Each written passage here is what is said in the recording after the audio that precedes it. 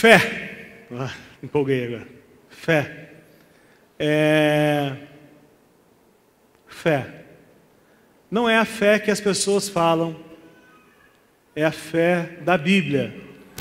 A fé, a gente tem discutido as últimas 2 reuniões sobre a fé bíblica, sobre o que a Bíblia fala de fé. Porque ter fé em gnomo é acreditar que o gnomo existe, talvez, mas não é o que a Bíblia chama de fé. O que a Bíblia chama de fé, ela é baseada em 3 pilares, como a gente tem conversado. Primeiro pilar, quem me ajuda a lembrar que está desse lado aqui? Promessa, garantia, palavra de Deus. Então a fé bíblica, ela é necessariamente baseada no que Deus falou.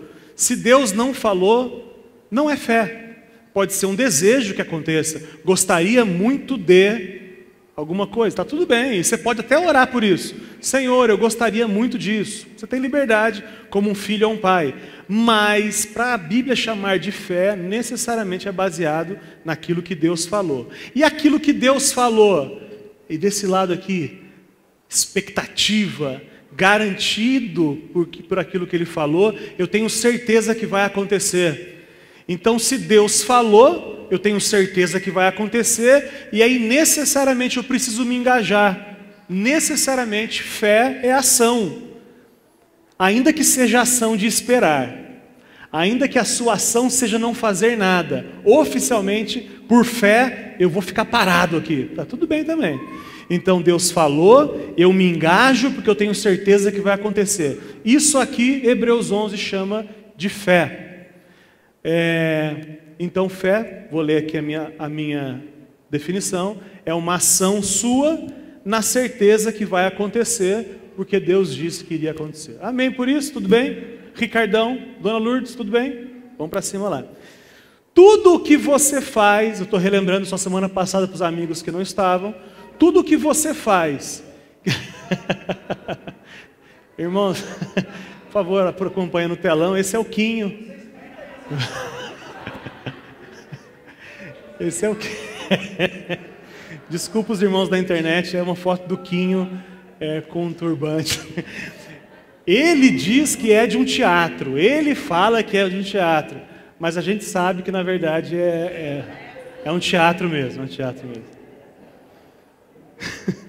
Voltando agora.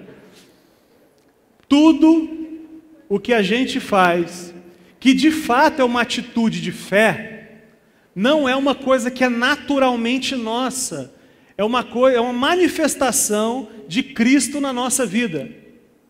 Porque é muito comum no discurso que a gente sempre ouve por aí, eu tenho muita fé, e blá, tudo isso. A Bíblia não chama isso. A Bíblia diz que quando você tem de fato, manifesta fé, o que você está manifestando é Cristo em você. Você está ficando apagado e Cristo está se manifestando. Diga amém. Tem 2 textos que são claríssimos sobre isso. A gente já falou sobre isso, que é o Gálatas 2:20. Eu queria ler de novo, mas é muito conhecido, muito comum. Eu já estou crucificado. Pode liberar aí, eu não sei se você vai conseguir tão rápido, mas eu digo de cabeça. Eu já estou crucificado com Cristo. E eu não sou eu mais quem vive, mas é Cristo que vive em mim. E a vida que agora eu vivo na carne, eu vivo na fé do Filho. Algumas versões trazem a fé no Filho, mas o grego ele aceita tanto do como no, aí fica ruim. Aí fica ruim. Colocar o versículo em cima do quinhão de turbante, aí pega a mão. Consegue tirar, será? Vou tentar sem o texto de novo. Me perdoe, o objetivo não era esse. Ele vai tentar resetar o computador lá. Olha só. A fé do Filho, porque eu estou morto, eu estou na cruz, eu estou crucificado com Jesus, e agora é Ele que vive em mim, e a fé que eu tenho não é minha, é a fé do Filho, é o que o texto diz. Algumas versões trazem fé no Filho, mas tem questões teológicas envolvidas com os irmãos da tradução, que não vem ao caso. Um outro texto é de Marcos 11, 22 e 23, que eu agora fiquei vendido porque não vai aparecer aqui, eu vou abrir aqui. Eu vou abrir no meu enquanto isso. Os irmãos perdoem a nossa confusão. Respondeu Jesus, Marcos 11, 22, diz assim, respondeu Jesus, tenha fé de Deus. Algumas versões tenha fé em Deus, mas não é a melhor tradução bíblica. Tenha fé de Deus, eu lhes asseguro, se alguém disser a este monte, levanta-te e atire-se no mar, e não duvidar no seu coração, mas crer que acontecerá o que diz, assim será feito. Tudo isso para dizer o seguinte, você não tem fé, você é um menino amedrontado, quem tem fé é Jesus. Se Jesus mora em você, Ele manifesta fé na sua vida. Diga amém. Muito bem. Também conversamos que a fé é o rompimento com a individualidade. Fé não é para resolver os seus problemas. Fé é para que você passe por eles com a ótica de Jesus. Ou melhor, Jesus passe com você. Conseguiu? Amém. Agora pode fechar, daqui a pouco a gente abre o próximo aí. Fé, porque a fé cristã, irmãos, ela é uma fé coletiva. A fé que as pessoas chamam por aí de fé, não é a fé da Bíblia. A fé da Bíblia, ela é necessariamente coletiva. A gente só experiencia, tá certo o português? A fé na coletividade. Então é sempre eu para você e você para mim. Os dons, Deus me dá dons para você, Deus te dá dons para mim, para a gente viver a experiência coletiva. Então, se é verdade que a fé é coletiva, a fé não é para resolver o meu problema. A fé é para que eu seja a solução do problema dos outros. Diga amém. Você entendeu isso? Não. Eu vou falar de novo que o amém foi fraco.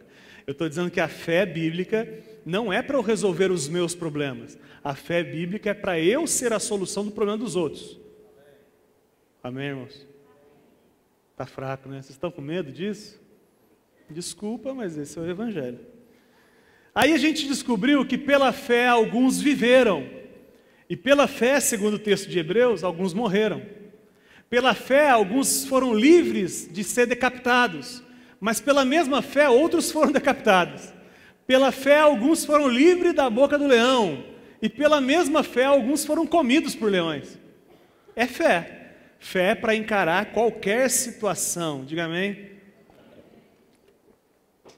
Oração com fé é para mudar a minha vontade, não para mudar a vontade de Deus. Quando eu vou orar, eu tenho uma expectativa de que eu consiga convencer Deus a Ele me dar o que eu quero. Isso é a fé que as pessoas dizem. Mas a fé que a Bíblia fala, quando eu vou orar, eu vou para aprender com Jesus como é que eu devo entender e enxergar a vida. Não é uma experiência de convencer Deus de eu fazer uma oração com cara feia para que Ele me atenda. Não, é para eu sentar e na intimidade ser transformado pelo Senhor Jesus. E esse é o impossível que a fé traz, porque a fé traz para a realidade que humanos caídos e limitados como nós, quem aqui é limitado e pecador, diga misericórdia. O impossível que a fé traz traz para gente como a gente a imagem de Jesus. Gente como a gente sendo transformado em gente como Jesus. Gente caído e pecador como a gente, que pela fé começa a viver de um jeito diferente. Pela fé começa nas relações manifestar atitudes diferentes, em que as pessoas, inclusive a gente e as pessoas se assustam com a transformação que acontece, porque não tem nada a ver com você, é totalmente a ver com Jesus na sua vida. Isso acontece. Como o pastor Eros gosta de citar, aquele que matava, para de matar. Aquele que roubava, para de roubar. O que mais? Os pecados mais cabeludos é fácil. Os pecados menos cabeludos? Hã? Aquele que xingava no trânsito não xinga mais. Aquele que falava mal dos outros não fala mais. Aquele que traía, adulterava, não adultera mais, não trai os amigos mais. Aquele que ia para rodízio para comer pela quantidade, agora vai pela qualidade, pela variedade. Diga amém, irmãos? Que é fácil falar do pecado dos outros. O meu pecado estampado no meu corpo é mais difícil de falar. Não é isso? Então a gente vai... Isso é fé. Ir no rodízio, gastar R$120 para comer pela variedade e não pela quantidade. Diga amém, irmãos, quem quer chegar nesse nível? Amém. Então, se fé é necessariamente baseado no que Deus disse, o que Deus disse? Porque parece que é uma discussão boa a respeito do assunto. O que Deus disse? Primeira coisa que eu quero dizer para você é que sim, pela intimidade que você tem com Deus, Deus pode te falar algumas coisas muito específicas. Ele pode te falar que o seu casamento vai ser restaurado.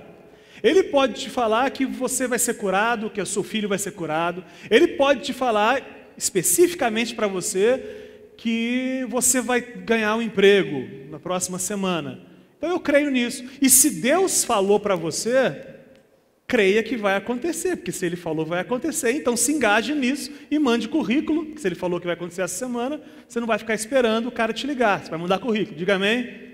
Isso é fé.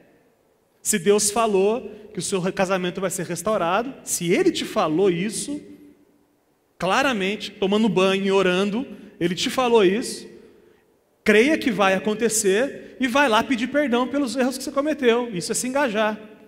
É comprar flor. Não sei se era. Hoje em dia a mulherada não gosta muito de flor, né? É mais dinheiro mesmo. Né? Sapato, pode ser. Mas tem coisas que a Bíblia garante que Deus falou.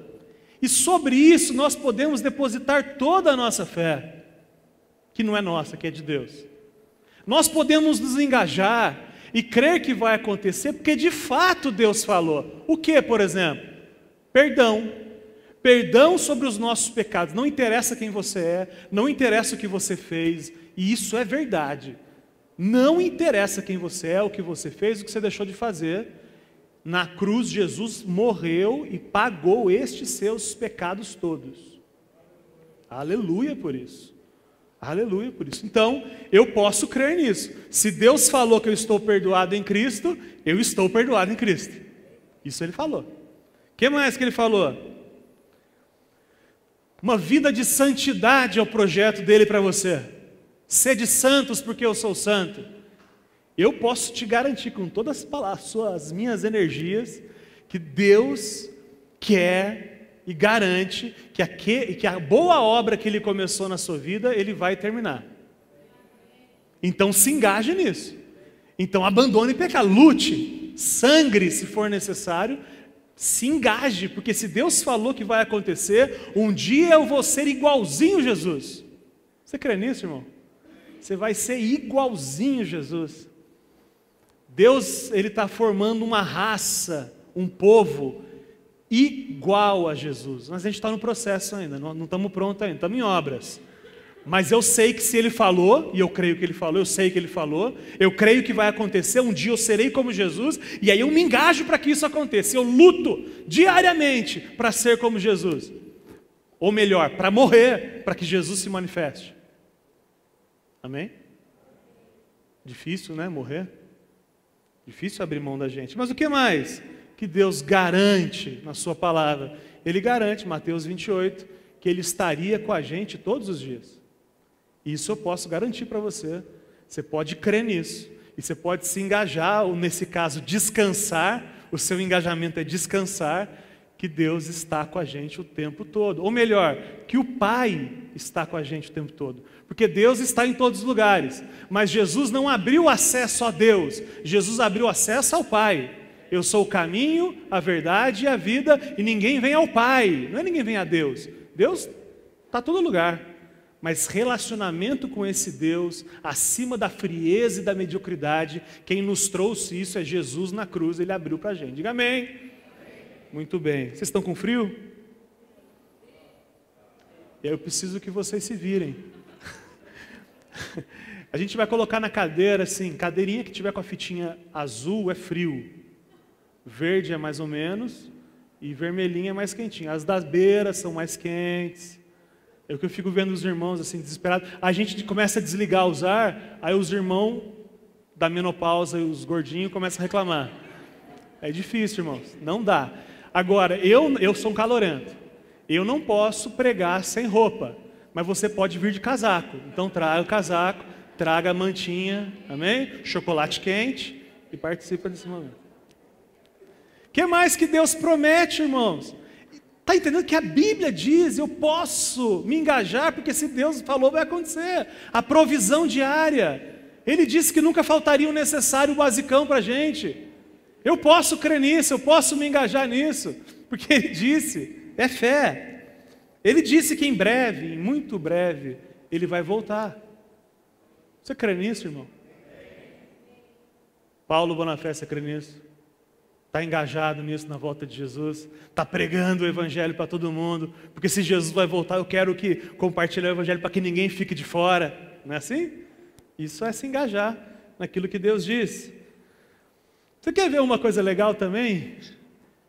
Deus disse que a morte foi vencida. Que quem crê não morre. O corpo até começa a apodrecer, mas a gente racionalmente já está com o Senhor. A gente não fica na morte, a gente pisca só e a gente abre o olho com Jesus. Quem não crê não tem essa morte vencida, mas nós que cremos, a morte já não faz mais sentido para a gente. Morte, lero, lero, você não me pega mais. É por isso que não precisa ter medo da morte, porque morte nem existe para quem crê. Diga amém? A nossa salvação é em Cristo. Deus falou que só seria possível em Cristo. Que não tem outra forma de a gente se salvar, que a gente só pode depositar a nossa fé no Cristo. Se colocar na religião, perdeu, playboy. Se colocar na sua vida santa, perdeu. Se colocou no seu time de futebol, perdeu. Se colocou nas suas boas atitudes, perdeu. Não é assim. Deus fala, só fé se for a salvação em Cristo Jesus.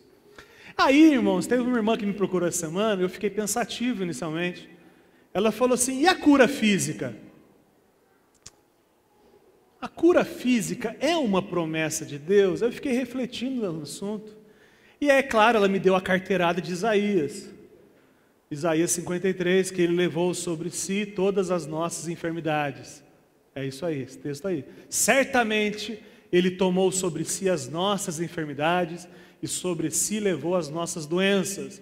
Contudo, nós o consideramos castigado por Deus, por Ele atingido e afligido. Será que essa é uma promessa sobre a cura física? E aí eu comecei a refletir.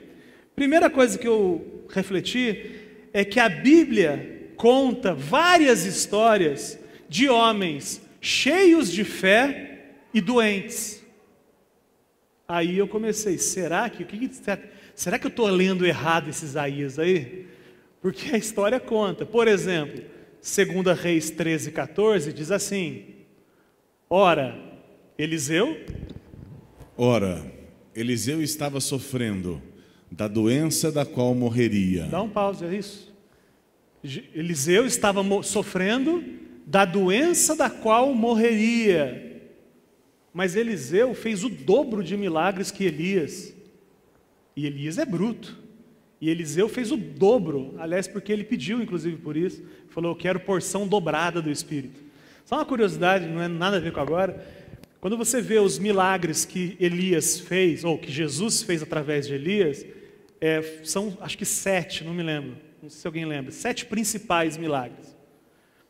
Quando você vê os milagres que Eliseu fez, os brutos, davam 13, se não me engano.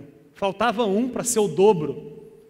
Mas aí a Bíblia conta uma história de que os ossos de Eliseu estavam na vala, e aí chegaram alguém, pegou um cadáver, jogou, esse cadáver tocou nos ossos de Elias e o cadáver ressuscitou. E aí completou a porção dobrada que ele tinha pedido. Não é assunto de hoje, mas achei bonitinho contar. Eliseu, então, morreu doente, um homem cheio de fé. 1 Timóteo 5, 23. Não continue a beber somente água. Tome também um pouco de vinho, por causa do seu estômago e das suas frequentes enfermidades. Isso é Paulo falando para Timóteo, o parceiro dele, o meninão dele na fé. E ele não fala assim, ô Timóteo, você está fraquinho de fé, hein? Cresce na fé aí, que aí você de repente vai ser curado. Não, ele dá remédio, ó, quando você for tomar, toma um pouco de vinho misturado aí, etc, etc, etc.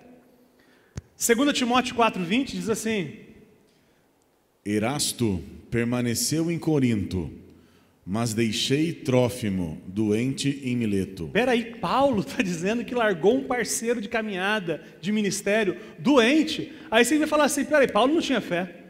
Não é possível, não tem nada a ver. Então, primeira reflexão sobre a doença, cura física, que a gente precisa entender, é que homens de Deus, homens cheios de fé, morreram doentes. Essa é a primeira parte. A segunda parte do que eu quero dizer para você é que muitos irmãos que levantaram essa bandeira, que bandeira? Crente não fica doente? Todo mundo crê aqui? Diga amém. Quem crê em Jesus, diga amém. A essa bandeira de crente não fica doente, ao longo da história, não só na Bíblia, mas na história, mostra que esses caras que levantaram essa bandeira também morreram doentes. E eu tenho um problema aí nessa questão. Tem um cara chamado Edward Irving, que ele foi chamado pai do movimento carismático, século XVIII. Ele era um pregador brilhante, para quem conhece a história. Ele ainda jovem contraiu uma doença, uma pneumonia, morreu doente, sozinho, frustrado e decepcionado com Deus. Por que ele morreu decepcionado com Deus? Porque Deus não deu para ele. Não deu o quê? Aquilo que Deus nunca prometeu que ia dar. E aliás, esse é um problema para a gente aqui. Você vem para cá esperando uma coisa que Deus não te promete. Você não está baseado aqui, irmão, não tem nenhuma garantia que vai receber. E aí a gente estava falando no almoço, eu, o Quinhão, a Rosana, o quanto que a gente tem a tendência de procurar Deus quando está precisando. Eu estou com um problemão no casamento, eu vou para a igreja. Eu estou com um problemão de saúde, eu vou para a igreja. Então eu não vou por causa de Jesus, eu vou para satisfazer as minhas necessidades. Eu sei que muitos de nós viemos para Jesus com problemas e depois acabamos encontrando Jesus, diga amém. Isso é verdade, isso acontece. Mas o mundo ideal, eu não posso esperar nobreza de mortadela também. Eu não posso esperar que alguém natural vá buscar Jesus por Jesus. É natural que as necessidades acendam a luz, mas quando acendeu a luz, que a gente encontre Jesus. Um outro caso de um cara chamado Adoniran Gordon, um dos principais líderes do movimento A Cura pela Fé. Um dos principais líderes do século passado. Ele morreu com bronquite, apesar da fé dele e da fé dos amigos dele também, que cercavam ele do ministério, morrer doente. A.B. Simpson, outro líder do movimento de cura pela fé, morreu de paralisia e arteriosclerose. Isso é só exemplo, gente. Não só na Bíblia, como na história, de pessoas que levantaram a bandeira da cura pela fé e não foram atendidos. Sem falar de outros, hoje, na atualidade, que defendem que crente não fica doente, mas que usa óculos. Faz sentido? Está entendendo a loucura? Eu defendo que se é crente não fica doente, mas eu uso óculos, eu tenho problema na mão, e quem conhece a história sabe do que eu estou falando, não faz sentido nenhum. Então quando eu leio Isaías, vamos ler agora de novo Isaías 53, 4 a 6, leia André. Certamente Ele tomou sobre si as nossas enfermidades, e sobre si levou as nossas doenças. Contudo, nós o consideramos castigado por Deus, por ele atingido e afligido. Mas ele foi transpassado por causa das nossas transgressões, foi esmagado por causa de nossas iniquidades. O castigo que nos trouxe paz estava sobre ele, e pelas suas feridas fomos curados. Todos nós, tal qual ovelhas, nos desviamos, cada um de nós se voltou para o seu próprio caminho, e o Senhor fez cair sobre ele a iniquidade de todos nós. Pronto, esse texto de Isaías, o que será que ele está falando que é uma garantia para a gente? Será que ele está falando da cura física? Quando Pedro vai explicar o texto de Isaías, o que ele fala? Em 1 Pedro 2:24, diz assim, quando Pedro vai explicar esse texto de Isaías 53. Ele mesmo levou em seu corpo os nossos pecados sobre o madeiro, a fim de que morrêssemos para os pecados e vivêssemos para a justiça. Ele entregou o seu corpo, recebeu as nossas doenças para os pecados, para que morrêssemos para os pecados e vivêssemos para a justiça. Continue, por suas feridas vocês foram curados. Pronto, pelas suas feridas vocês foram curados. O 25 é o quê? Não tem problema se não tiver. Então Pedro, explicando Isaías, está dizendo que a doença que foi levada, que ele chamou de doença, 700 anos antes de Jesus, ele chamou de doença, integralmente levando os nossos pecados. Ele está usando uma figura de linguagem para dizer que os nossos pecados, eles todos, os nossos pecados todos foram resolvidos na cruz de Jesus. A garantia então, irmãos, a promessa é sobre o pecado, é sobre a nossa morte espiritual, é sobre as enfermidades da nossa alma. Essa é a promessa, isso eu posso garantir para você que Deus já resolveu. Pode falar? O último versículo que ele não achou é porque depois de todo esse texto, ele diz assim, porque éreis como ovelhas desgarradas, mas agora tendo voltado ao pastor e bispo das vossas almas. Significa que a verdadeira cura é a volta ao Senhor. Perfeito. Vocês ouviram? Não? O que o pastor era, aquele que eu pedi para ele abrir, ele não abriu, porque antes vocês eram desgarrados. Uhum. Olha lá, pois vocês eram como ovelhas desgarradas, e que inclusive esse que ele está citando também é Isaías, porque vocês eram como ovelhas desgarradas, mas agora se converteram, agora vocês foram curados, pois agora se converteram ao pastor e bispo das suas almas. Então a cura que o texto fala é a volta para Deus, é ser curado de fato, é a volta para o relacionamento com Deus. Amém, irmãos? Amém, claro que amém.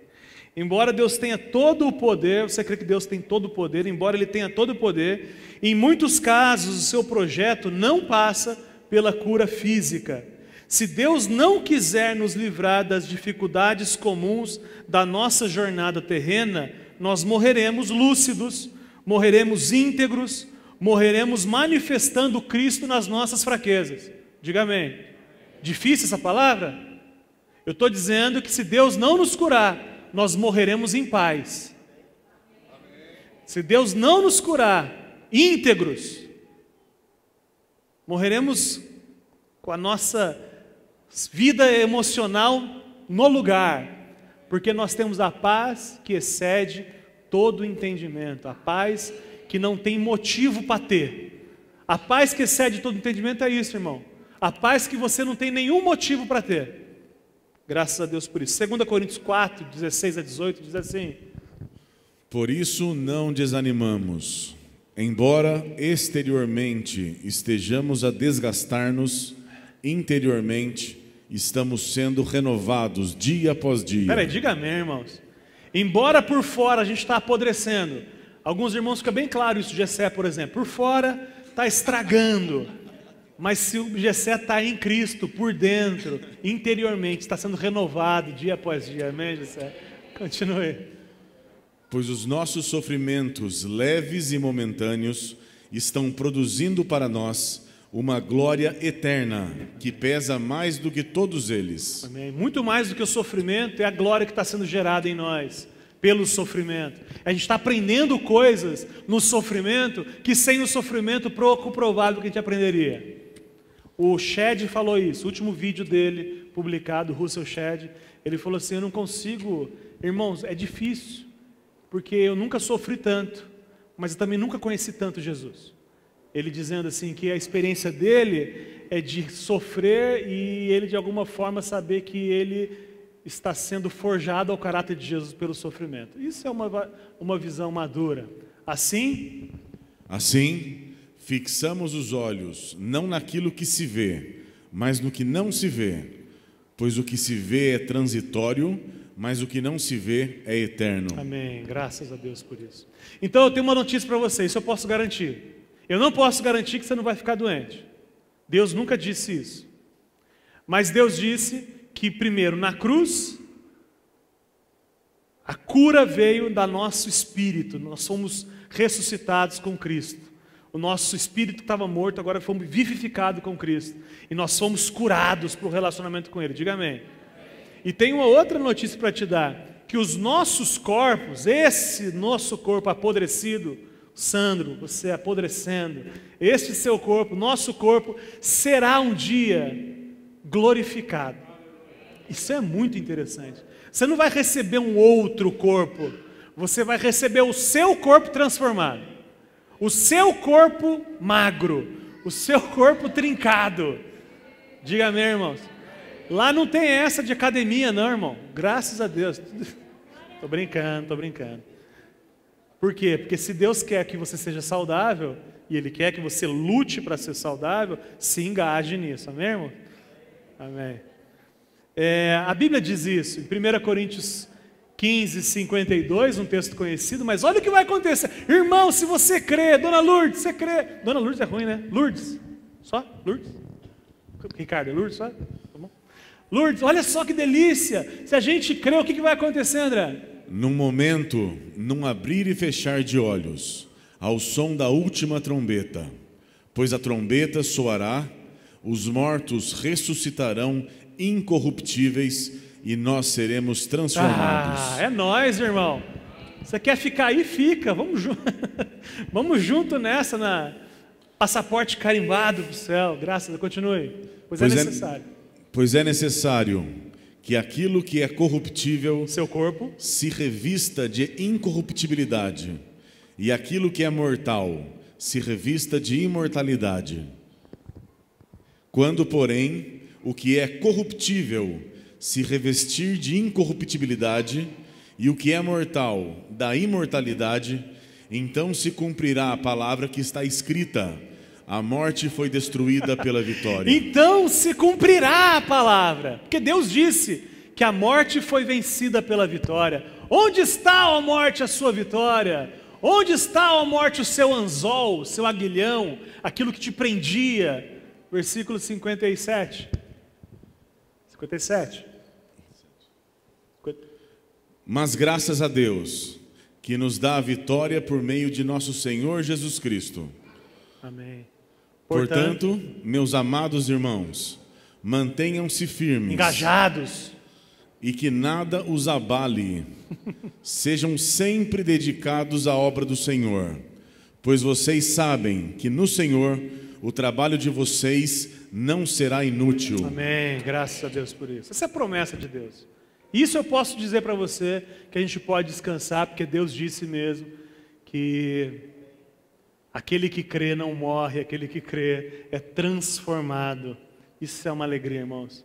Eu fui jantar com uma amiga semana passada, com muito medo da morte. E sem Jesus, de fato, é para ter medo mesmo. É para ter pavor sem Jesus. Mas com Jesus é lero, você não me pega mesmo. Não tem mais. Porque para a morte me pegar, o texto fala que eu estou escondido com Cristo em Deus. Para a morte me pegar, vai ter que matar Cristo e Deus antes. Eu acho que não vai acontecer isso, irmão. Eu acho que não vai rolar. Então eu posso descansar, eu posso fazer festa. Forrozão, pode rolar. Porque pelos méritos de Jesus, eu estou em paz. E quando eu fechar os meus olhos aqui, na verdade é um piscar de olhos, segundo o texto que a gente leu. É um abrir e fechar de olhos. E aí nós seremos transformados de uma vez por todas. Diga amém, irmãos. Sobrevoando o capítulo 11 de Hebreus. A semana que vem a gente termina o capítulo 11. A gente está sobrevoando o capítulo 11 de Hebreus. Ainda nele, eu queria trazer 4 coisas para vocês sobre o que é essa manifestação de fé de Cristo. Quando Cristo se manifesta, o que acontece na prática? Como é que a gente vive na prática quando Cristo se manifesta na nossa jornada, na nossa vida? Então, a gente vai ver 4 histórias de irmãos do passado. Fé como temor, fé como obediência, fé como desprendimento e fé como santidade. Eu quero que você tente olhar para essas afirmações que a gente vai construir junto. Na sua vida, a fé vai gerar o quê? Segundo as histórias do texto, ela vai gerar temor. Se você não tem temor, está faltando fé. Vai gerar obediência. Se você não está obedecendo, está faltando fé. Vai gerar desprendimento. Se você não está desprendido, está faltando fé. E vai gerar santidade. Se você está lutando aí com os pecadinhos de estimação, o que está faltando é fé. Então, o primeiro texto, a primeira parte que a gente vai ler, é a fé que gera temor. Fé que gera temor. Deixa eu te falar uma coisa, o homem natural, ele continua pecando, porque ele não recebe automaticamente a recompensa do seu pecado. Eclesiastes diz isso. Eclesiastes diz que o ímpio continua pecando, porque ele não recebe na hora a recompensa do seu pecado. Qual é a recompensa do pecado? Morte. O salário do pecado é a morte. E aí está todo mundo pecando sem temor nenhum, porque não recebe na hora que peca a sua recompensa. Em Hebreus 11:7 diz assim, a história de Noé. O que ele diz? Pela fé, Noé, quando avisado a respeito de coisas que ainda não se viam, movido por santo temor, construiu uma arca para salvar sua família. Por meio da fé, ele condenou o mundo e tornou-se herdeiro da justiça, que é segundo a fé. O que ele tinha? A palavra de Deus, que disse o quê? Vai chover. Lembra que a Bíblia diz que nunca tinha chovido na terra. Então, quando Deus vem e fala assim, vai chover, irmão, é difícil de acreditar. Não é quando Deus chegar assim e vai falar assim, agora, pessoal, essa semana vai cair grúfalos do céu. Eu nem sei o que é isso, eu nunca vi isso. Esse é o nível, quando Noé foi falar, o pessoal vai chover, você está louco, vai cair água do céu, você é louco? Nunca caiu água do céu. Mas se Deus disse que iria condenar aqueles que não criam, Noé, por temor da condenação, ele foi fazer uma arca. E olha que interessante isso, presta atenção que você não entendeu. Noé, ele não achava que ele era incastigável. Ele sabia, Noé sabia que ele era castigável. Ele sabia que ele precisava da arca, do barco, né? Noé fez um barco. Ele sabia disso. E a arca, ela é um símbolo de Cristo. Então, quando Noé vai fazer a arca, o barco, para não morrer ele e a sua família, não é porque ele dizendo assim, eu sou bonzinho, não, é porque eu sei que se Deus não me desse essa ordem, eu morreria com todo mundo que vai morrer. Então, a primeira coisa, irmãos, é temor. Se você temor, fé gera temor no seu coração. As pessoas vivem como se não fossem prestar contas a Deus. E a gente falou aqui em Hebreus que pecado não é contra o seu irmão, pecado é contra Deus. Os seus pecados, não vale dizer eu não faço mal para ninguém, não vale dizer isso. Porque a Bíblia fala que o pecado não é contra o seu irmão, respinga no seu irmão. A caca do seu pecado respinga nas pessoas próximas, mas o ofendido sobre o seu pecado é Deus. As pessoas pecam e vivem como se não fossem prestar contas a Deus, porque estão vivendo de um jeito que Deus não criou você para viver. Quando você peca, é pecado por quê? Porque você está vivendo, fazendo aquilo que Deus não te criou para ser e para fazer. Isso é pecado. Mas a fé gera obediência também. Hebreus 11:8 diz assim: pela fé, Abraão, quando chamado, obedeceu e dirigiu-se a um lugar que mais tarde receberia como herança, embora não soubesse para onde estava indo. Pronto, Abraão, quando chamado, obedeceu. Fé gera obediência. Dar passos em direção ao que Deus mandou você fazer, ainda que você não entenda. Abraão foi em direção àquilo que Deus mandou fazer, e o texto falou que ele não conhecia, não entendia. Coloca de novo, por favor, Léo. Ele não entendia. Não precisa ler não, esse de Hebreus 11:8 mesmo. Pela fé, quando chamado, obedeceu e dirigiu-se a um lugar que mais tarde receberia como herança, embora não soubesse para onde estava indo. Então obedecer, se Deus falou, vai por aqui, Irmãos, quem aqui discorda de Deus muitas vezes, diga ok. Está faltando coragem de falar. Fala a verdade, irmão. Obedecer a Deus naquilo que você concorda é fácil. Obediência não é quando você concorda. Obediência é quando você discorda. E eu discordo de Deus direto. Se eu fosse Deus, eu faria muita coisa diferente, mas faria errado. Ele faz certo. Mas a minha natureza mostra que eu queria fazer diferente. Porque eu sou um rebelde, eu sou um pecador. Eu preciso da graça de Jesus. Diga amém, irmãos. Te assusta isso? Fala a verdade, irmão. Fala a verdade, irmão. Então o que Abraão obedeceu não era a certeza de uma vida tranquila, mas era a ordem recebida. Você é para cá, eu vou para cá. E ele viveu em tendas. Ele viveu o pão que o diabo, não pode falar isso, né? O pão que o diabo amassou é ruim. Ele viveu o pão de dores, para ser mais bíblico, na obediência. Irmão, o mais fácil muitas vezes é desobedecer. Porque desobedecer é a sua natureza. Desobedecer é viver como você vive mesmo. Isso é desobedecer. É gostoso. Mas para o filho, semana que vem, daqui 2 semanas, como é que Deus trata, como é que Deus disciplina a gente, é que vai ser um assunto tenso. Então, primeiro, fé gera temor. Se está faltando fé. Fé gera obediência. Se está faltando obediência, está faltando fé. Fé gera desprendimento. É a história, o texto conta sobre Isaac e Jacó. Hebreus 11, de 9 a 10. 9 e 10. Pela fé, peregrinou na terra prometida, como se estivesse em terra estranha. Viveu em tendas, bem como Isaque e Jacó, co-herdeiros da mesma promessa. Pois ele esperava a cidade que tem alicerces, cujo arquiteto e edificador é Deus. Fé gera desprendimento. Eles viviam na terra que Deus tinha prometido para eles, mas nem isso eles assumiram. Eles viviam em tendas. Fé gera desprendimento, é viver como se não tivesse. Você tem, mas o desafio é viver como se não tivesse. Encara essa, irmão?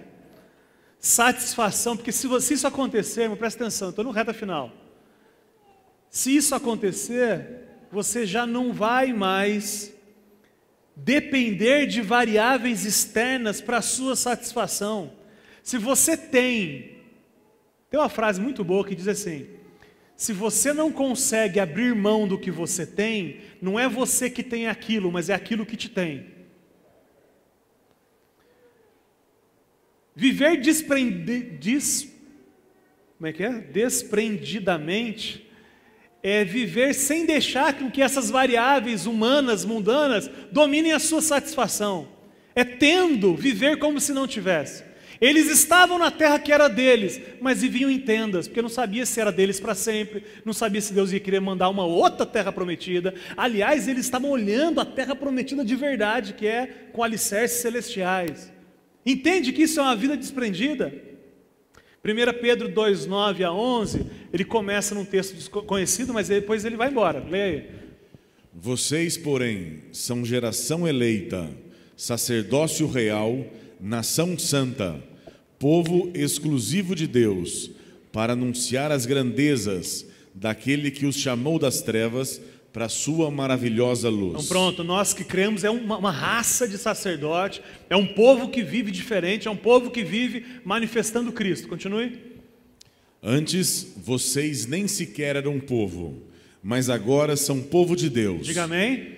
Oh, delícia, continue. Não haviam recebido misericórdia, mas agora a receberam. Diga amém. Oh, delícia.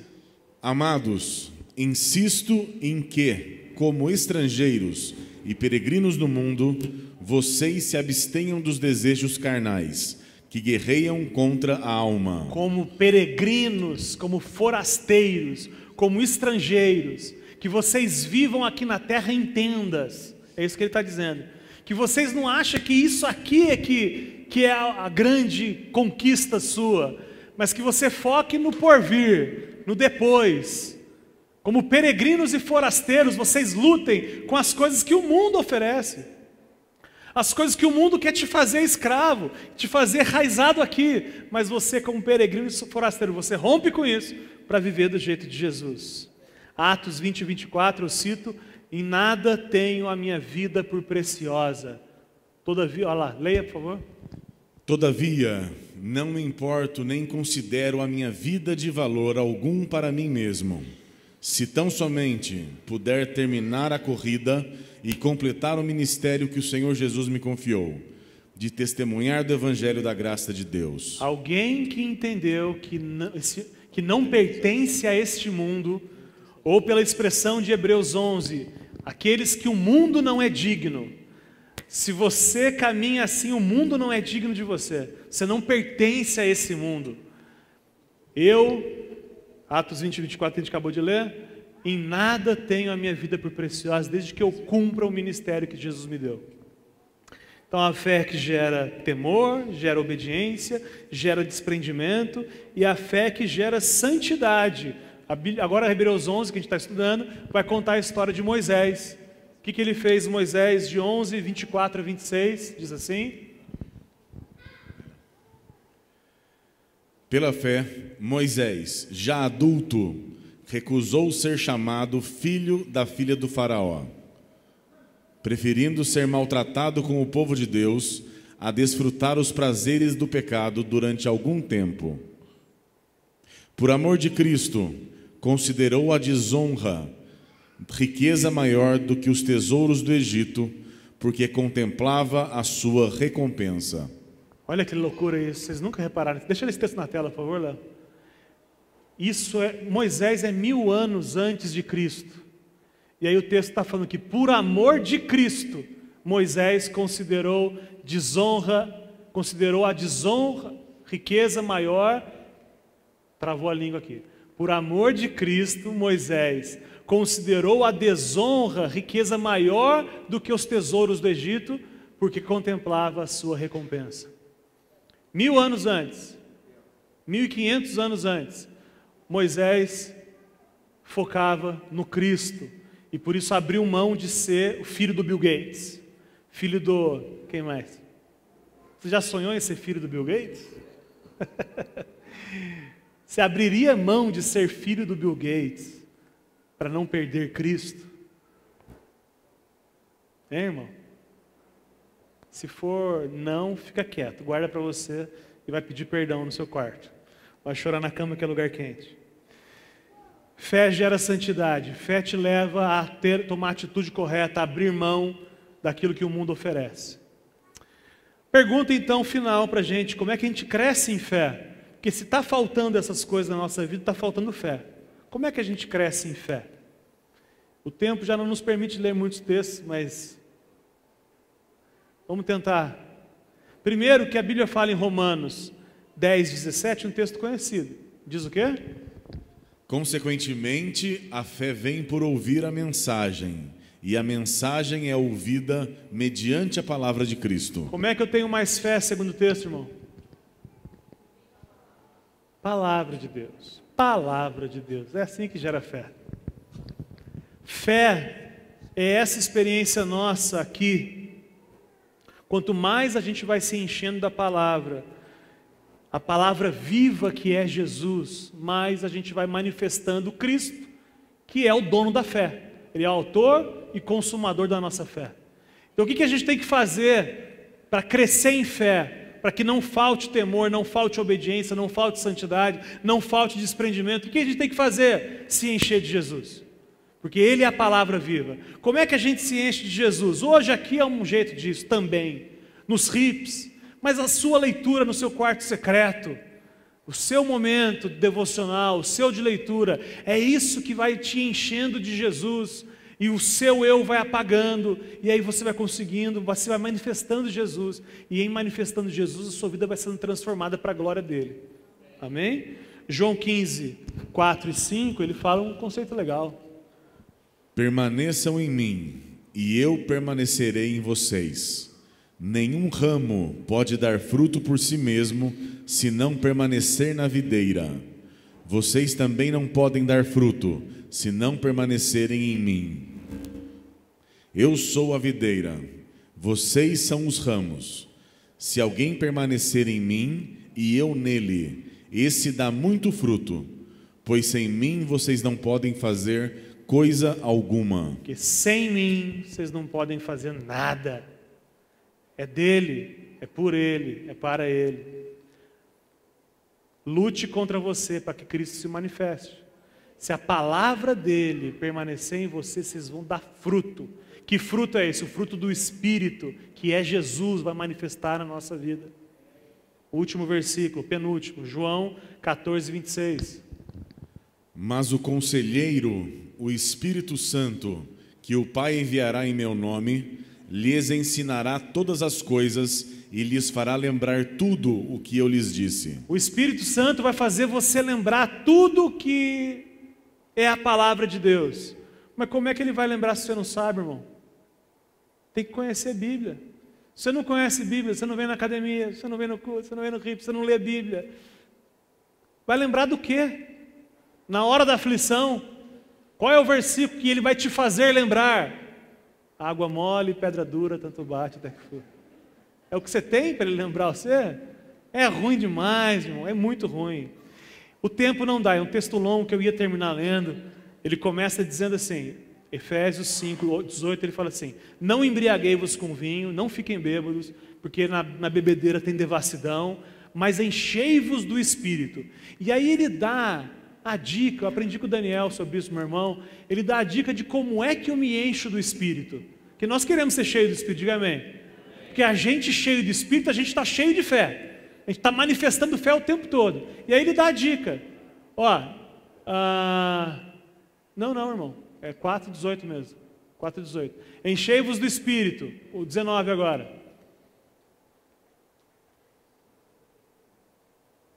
5,19. Falando entre vocês com salmos, cânticos, hinos espirituais. É esses momentos da comunhão do amor nosso, comer pizza junto, em que o assunto nosso é a palavra de Deus. Você já viu, irmão, tá bom, eu não consigo conceber a ideia de dois crentes de verdade mesmo que crente que crê, não é crente evangélico, crente que crê, que senta e conversa mais do que 15 minutos e não fala da palavra, não faz sentido. Não é que é forçado, é natural, falando entre vocês com salmos, Bíblia, hinos, cânticos espirituais, cantando e louvando de coração ao Senhor. Continua, não tá na sequência aí? Eu vou, por favor, André. Não se embriaguem com vinho, que leva à libertinagem, mas deixem-se encher pelo Espírito, falando entre vocês com salmos, hinos e cânticos espirituais, cantando e louvando de coração ao Senhor, dando graças constantemente a Deus Pai por todas as coisas, em nome de nosso Senhor Jesus Cristo. Sujeitem-se uns aos outros por temor a Cristo. E aí o texto vai embora. Eu sempre parei na lista de como é que eu me encho do Espírito nessa parte. Mas, irmão, continua. A Bíblia não foi escrita em capítulo e versículo. A Bíblia vai dando dicas de como é que a gente pode se enchendo do Espírito e por isso se enchendo de fé, porque a fé vem dele. O texto continua, o texto fala assim: mulheres se sujeitem aos seus maridos, maridos amem as suas esposas, patrão não trate mal seu funcionário, funcionário não faça o certo só quando seu patrão está vendo. Ele continua ele dando a lista de como é que a gente faz para ser cheio do Espírito. Eu sei que você não gosta, irmão, eu sei que você gosta de falar mal do seu patrão, eu sei que você gosta de ser insubmisso ao seu marido, eu sei que seu marido você gosta de ser o grosseiro com a sua esposa, eu sei tudo isso. Só que esse é o anti-evangelho, esse é se esvaziar do Espírito, mas para se encher do Espírito é obedecendo. Então leia na sua casa esse texto, de 4:18 ao 5:6 e 5:9, leia na sua casa, do 6:9. 4:18 ao 5:9, é isso? Deixa eu abrir aqui.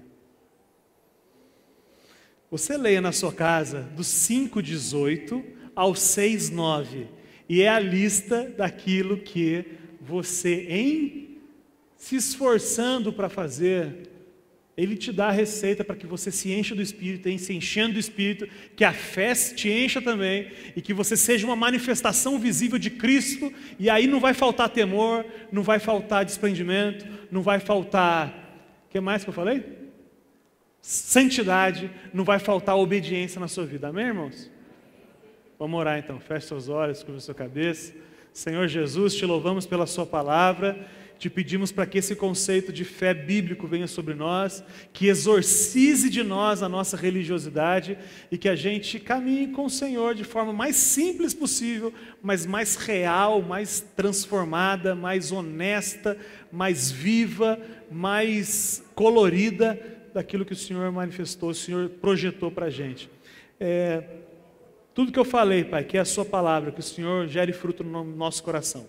Se eu disse alguma bobagem, que o Senhor tire do nosso coração, porque o que a gente quer é a verdade, a gente não quer discurso bonitinho, o que a gente quer é a sua palavra. Nos ajude nessa jornada, em nome de Jesus.